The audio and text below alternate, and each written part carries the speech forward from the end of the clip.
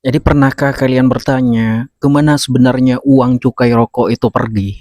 Setiap kali seseorang membeli sebungkus rokok, sebagian besar uang yang dibayarkan tidak hanya masuk ke perusahaan rokok ataupun pedagang, sebagian besar lainnya mengalir ke negara dalam bentuk cukai, pajak pertambahan nilai, dan berbagai pungutan lain. Jadi nilainya bukan miliaran, bukan puluhan miliar, melainkan ratusan triliun rupiah setiap tahun. Angka yang begitu besar hingga mampu membiayai berbagai program pemerintah. Namun muncul sebuah pertanyaan yang harus apa ya, yang terus menghantui banyak orang.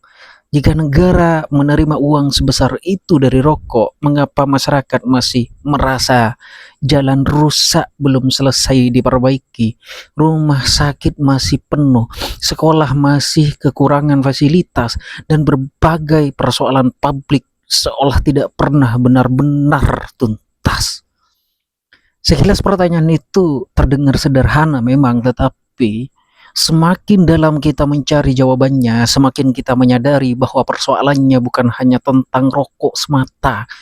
Ini adalah cerita tentang bagaimana sebuah negara modern bertahan hidup, tentang bagaimana pemerintah membiayai jutaan pegawai, membangun ribuan kilometer jalan, membayar subsidi, membangun sekolah, membangun rumah sakit, bendungan, serta pelabuhan,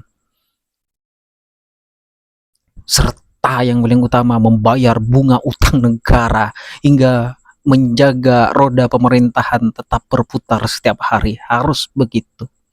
Banyak orang membayangkan bahwa uang cukai rokok memiliki rekening khusus, seolah-olah setiap rupiah yang dibayarkan oleh perokok akan masuk ke sebuah kotak khusus ataupun kotak bertuliskan dana rokok, lalu digunakan khusus untuk urusan kesehatan ataupun industri tembakau. Kenyataannya tidak demikian. Dalam sistem keuangan negara Indonesia ya, pemerintah ataupun penerimaan cukai itu masuk ke kas negara sebagai bagian dari anggaran pendapatan dan belanja negara ataupun APBN. Setelah masuk ke sana, uang itu bercampur dengan penerimaan lain seperti pajak penghasilan, pajak pertambahan nilai, biaya masuk, penerimaan sumber daya alam, dividen BUMN, dan berbagai sumber pendapatan lainnya. Jadi dengan kata lain, ketika uang itu sudah masuk ke APBN, hampir mustahil menunjuk satu ruas jalan lalu berkata ini dibangun dari uang rokok, atau menunjuk satu rumah sakit lalu berkata ini hasil cukai rokok. Semua telah menjadi satu aliran besar yang membiayai negara secara keseluruhan. Jadi disinilah letak paradok pertama. Negara sangat bergantung pada penerimaan cukai hasil tembakau sebagai salah satu sumber pendapatan penting dan urgent sekali. Namun di saat yang sama, pemerintah juga memiliki kewajiban menekan konsumsi rokok demi kesehatan masyarakat.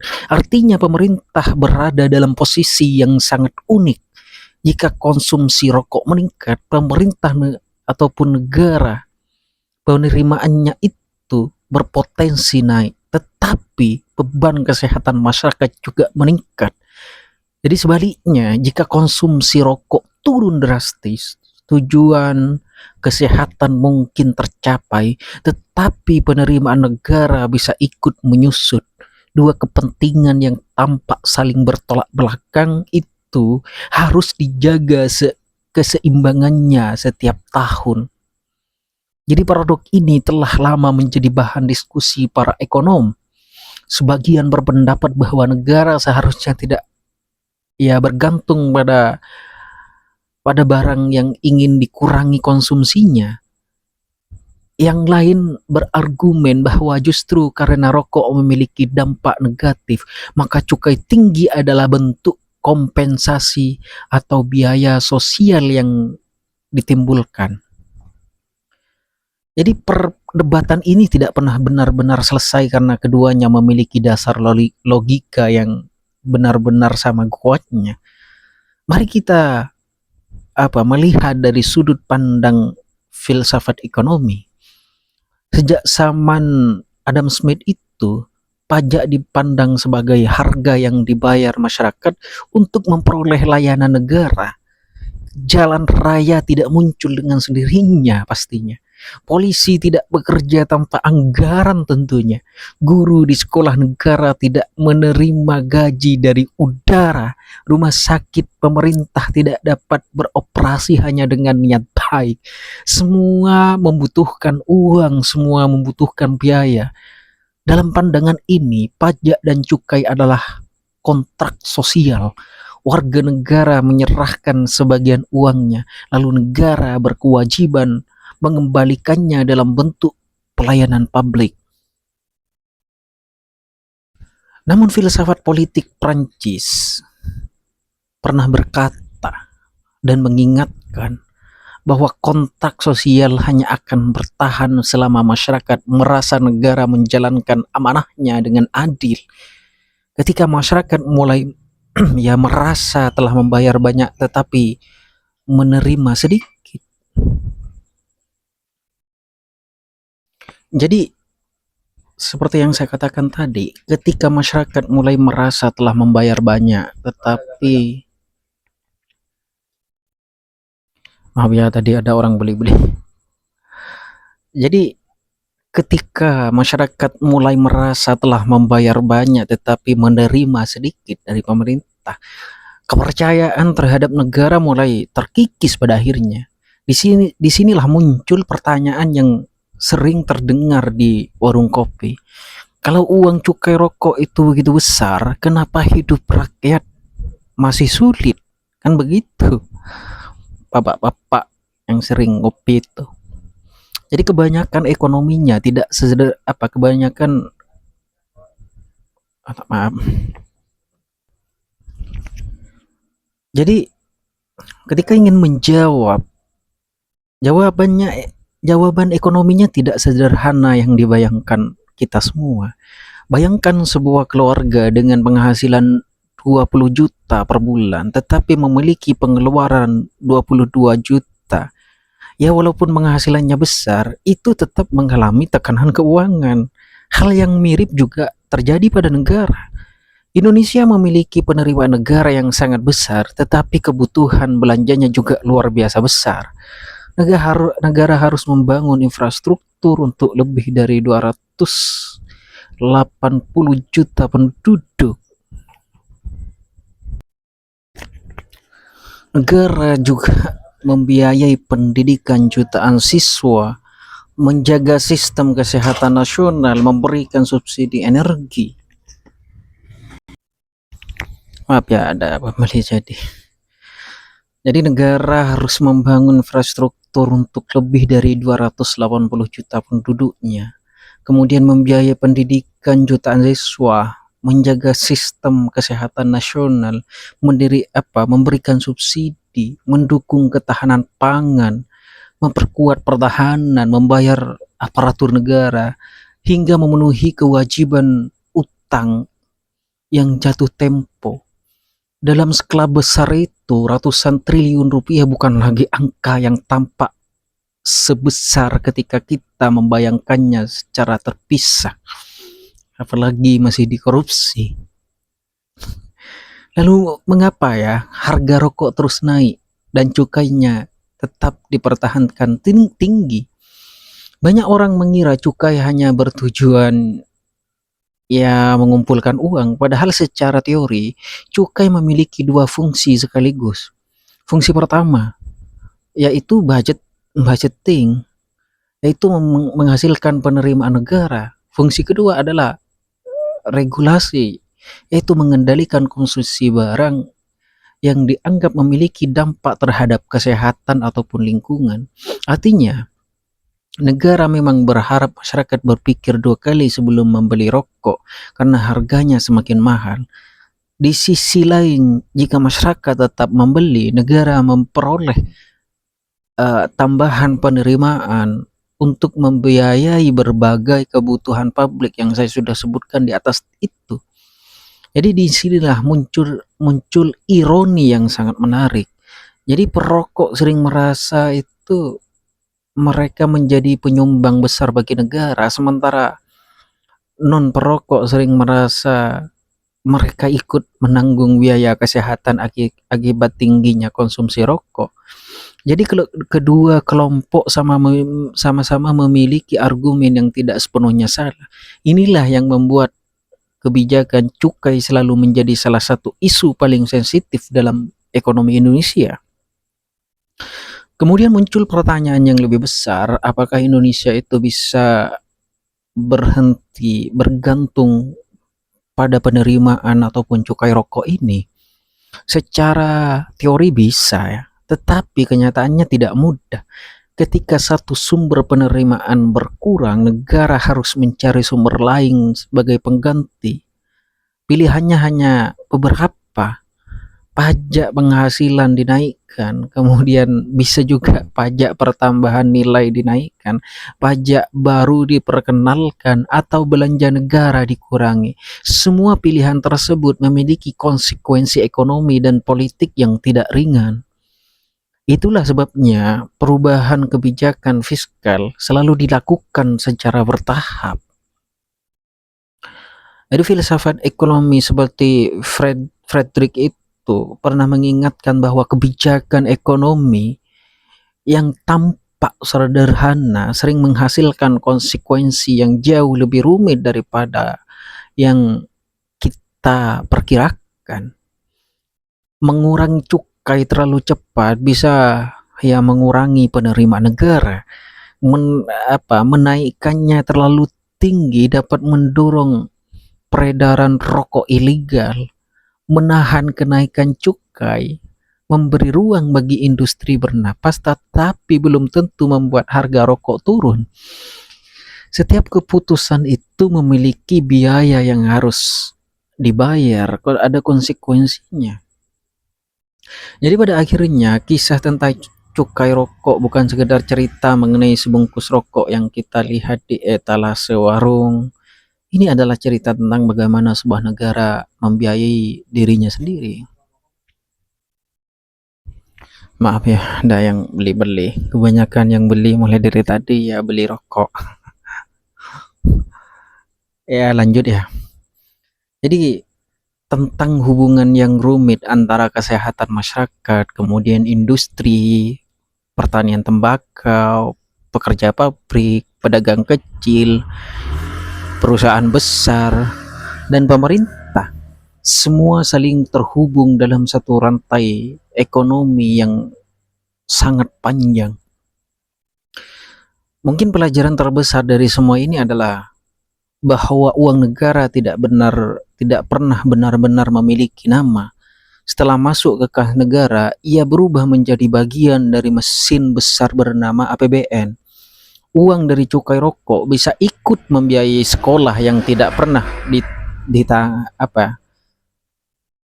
didatangi perokok, bisa membantu membangun jalan di daerah yang tidak memiliki pabrik rokok, bisa ikut membayar layanan kesehatan bagi masyarakat yang sama sekali tidak pernah merokok.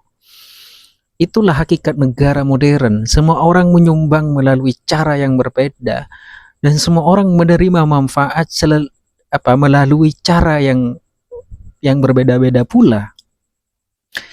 Jadi ketika seorang bertanya kemana sebenarnya uang cukai rokok itu pergi, triliunan itu, jawaban paling jujurnya mungkin adalah ini: uang itu tidak pergi ke satu tempat, ia menyebar ke seluruh tubuh negara, menjadi darah yang mengalir di setiap program, setiap pelayanan, dan di setiap keputusan anggaran. Persoalan yang sesungguhnya bukanlah kemana uang itu pergi, melainkan seberapa efektif negara mengubah setiap rupiah yang diterima menjadi manfaat yang benar-benar dirasakan oleh rakyat. Jangan sampai ada yang dikorupsi, kan begitu. Namun cerita ini masih menyimpan satu pertanyaan yang jauh lebih menggelitik menurut saya. Jika negara memperoleh penerimaan yang begitu besar dari cukai rokok ini, mengapa pemerintah justru terus mendorong masyarakat untuk berhenti merokok, kan begitu? Bukankah secara logika sederhana, semakin banyak orang merokok, semakin besar pula uang yang masuk ke kas negara? Sekilas memang terdengar seperti sebuah ya kontradiksi. Di satu sisi negara menerima ratusan triliun rupiah dari industri hasil tembakau ini, tetapi di sisi lain negara mengeluarkan miliaran rupiah untuk kampanye berhenti merokok, memasang gambar peringatan kesehatan pada bungkus rokok, membatasi iklan, menaikkan batas usia pembelian, hingga memperketat berbagai regulasi. Mengapa negara seolah memerangi salah satu penyumbang penerima terbesarnya sendiri, kan begitu? Memang jawabannya terletak pada cara negara menghitung biaya yang tidak terlihat sebenarnya. Dalam ekonomi terdapat istilah yang disebut dengan biaya eksternal ataupun yang disebut dengan external cost. Artinya tidak semua biaya muncul dalam struk pembelian. Sebungkus rokok mungkin hanya dihargai Rp30.000, namun dampak yang muncul bertahun-tahun kemudian bisa jauh lebih besar. Penyakit kronis misalkan, penurunan produktivitas tenaga kerja, meningkatnya beban sistem kesehatan, hingga hilangnya potensi pendapatan keluarga akibat kematian dini, merupakan biaya yang tidak langsung dibayar saat seseorang membeli rokok. Dengan kata lain, harga yang dibayar di kasir belum tentu mencerminkan seluruh biaya yang ditanggung oleh masyarakat. Inilah mengapa banyak negara menerapkan cukai tinggi terhadap rokok. Ya, tentu saja bukan semata-mata untuk memperoleh uang, tetapi juga untuk mengalihkan sebagian biaya sosial tersebut kembali kepada konsumennya sendiri. Atau bahkan ada yang tidak merokok juga mendapatkan hal itu. Dalam teori ekonomi, mekanisme ini dikenal sebagai apa ya? Pajak yang dikenakan pada barang yang menimbulkan dampak negatif bagi masyarakat, agar sebagian biaya sosialnya itu ikut ditanggung oleh pelaku konsumsinya. Namun praktiknya tidak sederhana teori di buku ilmiah. Indonesia itu memiliki karakteristik yang berbeda dengan banyak negara lain.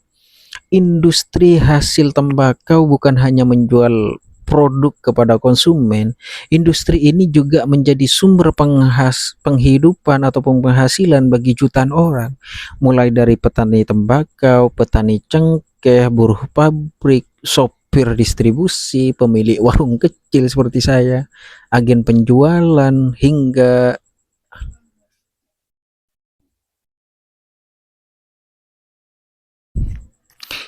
sektor percetakan, kemasan, dan logistik.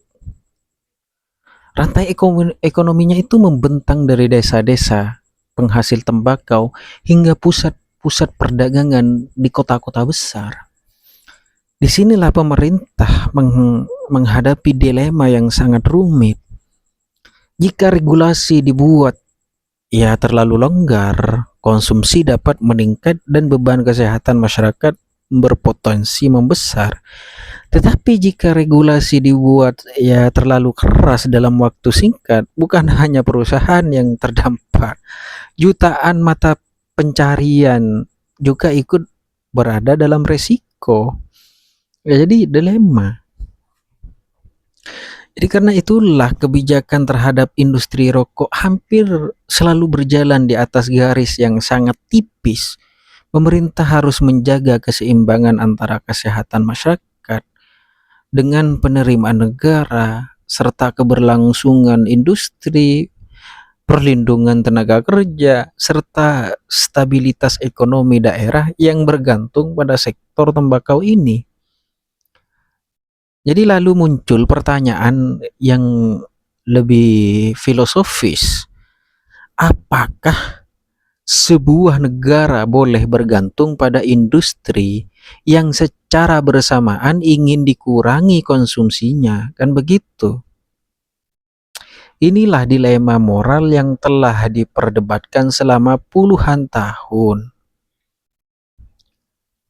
Sebagian ekonom itu berpendapat bahwa selama masyarakat masih secara sadar memilih membeli rokok, negara berhak mengenakan cukai dan menggunakan penerimaannya untuk kepentingan publik. Namun, sebagian lainnya beranggapan bahwa ketergantungan fiskal terhadap rokok dapat menciptakan konflik kepentingan karena semakin besar penerimaan dari rokok, semakin sulit bagi negara untuk benar-benar melepaskan diri dari industri tersebut. Jadi pertentangan ini mengajarkan satu hal penting. Dalam dunia ekonomi hampir tidak pernah ada keputusan yang sepenuhnya benar ataupun sepenuhnya salah. Yang ada hanyalah pilihan dengan konsekuensi yang berbeda-beda. Saya sudah sebutkan di atas ya. Jadi pada akhirnya sebatang rokok ternyata bukan sekedar produk konsumsi, ia hanya simpul dari sebuah jaringan ekonomi, kemudian sosial, politik, kesehatan, dan fiskal yang sangat kompleks. Di balik asap yang terlihat sederhana terdapat perputaran uang ratusan triliun rupiah, jutaan lapangan kerja, kepentingan industri, kebijakan pemerintah, dan perdebatan filsafat yang belum pernah benar-benar berakhir sampai detik ini. Dan mungkin itulah mengapa setiap kali harga rokok naik, yang berubah bukan hanya angka di etalase warung, yang sedang berubah adalah keseimbangan antara kepentingan negara, kemudian ada kepentingan industri dan masyarakat. Sebuah keseimbangan yang akan terus diuji selama rokok masih menjadi bagian dari kehidupan ekonomi bangsa Indonesia. Demikian.